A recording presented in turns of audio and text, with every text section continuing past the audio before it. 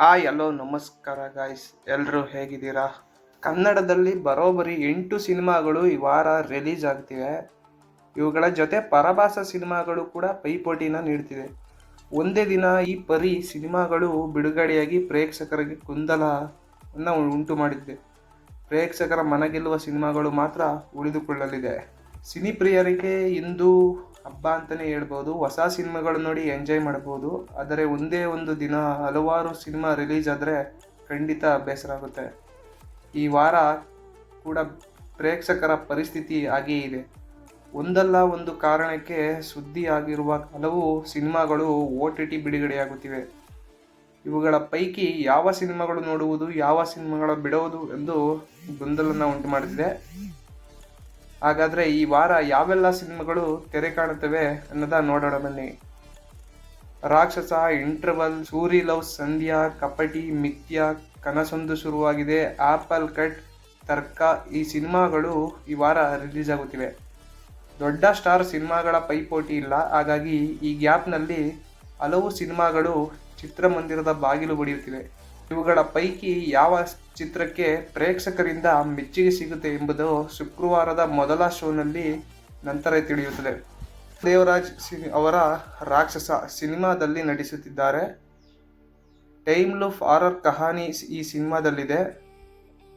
Trailer ಮೂಲಕ ಈ cinema ಗಮನ ಸೆಳೆದಿದೆ.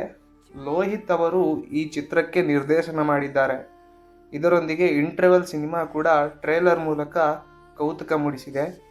ಈ ಸಿನಿಮಾ ಕಾಲೇಜ್ ಹುಡುಗರ ಕಾಮಿಡಿ ಕಥೆ ಇದೆ. ಹೊಸ ಕಲಾವಿದರು ನಟಿಸಿದ್ದಾರೆ. ಕಾಶಿನಾಥ್ ಅವರ ಮಗ ಅಭಿಮನ್ಯು ಕಾಶಿನಾಥ್ ಅವರ ಸೂರಿ ಲವ್ ಸಂಧ್ಯಾ ಸಿನಿಮಾದಲ್ಲಿ ಅಭಿನಯಿಸಿದ್ದಾರೆ. ಅವರಿಗೆ ಅಪೂರ್ವ ಜೋಡಿಯಾಗಿ ಕಾಣಲಿದ್ದಾರೆ. ಯಾದವ್ ರಾಜ್ ನಿರ್ದೇಶನ ಮಾಡಿದ ಈ ಚಿತ್ರವನ್ನು ಉಪೇಂದ್ರ ಅವರು ಈಗಾಗಲೇ ಆಡಿ ಹೊಗಳಿದ್ದಾರೆ.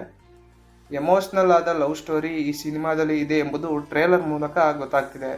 ಮ್ಯಾಕ್ಸ್ ಸಿನಿಮಾದ ಮೂಲಕ ಖ್ಯಾತಿಯನ್ನು ಹೆಚ್ಚಿಸಿಕೊಂಡ ನಟಿ ಸುಕೃತ ವಾಗ್ಲೆ ಅವರ ಕಪಟಿ ಸಿನಿಮಾ ರಿಲೀಸ್ ಆಗಿದೆ. ಈ ಸಿನಿಮಾ ಕೂಡ ಮಾರ್ಚ್ 7ರಿಂದ ತೆರೆ ಕಾಣುತ್ತದೆ.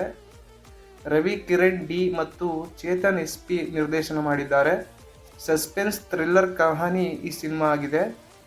ರಕ್ಷಿತ್ ಶೆಟ್ಟಿ ನಿರ್ಮಾಣ ಮಾಡಿರುವ ಸಿನಿಮಾ ಎಂಬ ಕಾರಣಕ್ಕೆ ಮಿಥ್ಯಾ ಚಿತ್ರ ಗಮನ ಸೆಳೆದಿದೆ.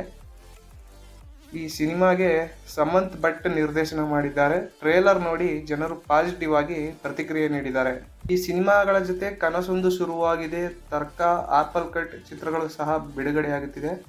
ಇವುಗಳ ಜೊತೆ ಈಗಾಗಲೇ ಬಿಡುಗಡೆಯಾಗಿ ಉತ್ತಮವಾಗಿ ಪ್ರದರ್ಶನ ಕಾಣುತ್ತಿರುವ ಪರಭಾಷೆಯ ಡ್ರ್ಯಾಗನ್ ಮತ್ತು ಚಾವಾ ಮುಂತಾದ ಸಿನಿಮಾಗಳು ಕೂಡ ಪೈಪೋಟಿ ನೀಡುತ್ತಿವೆ.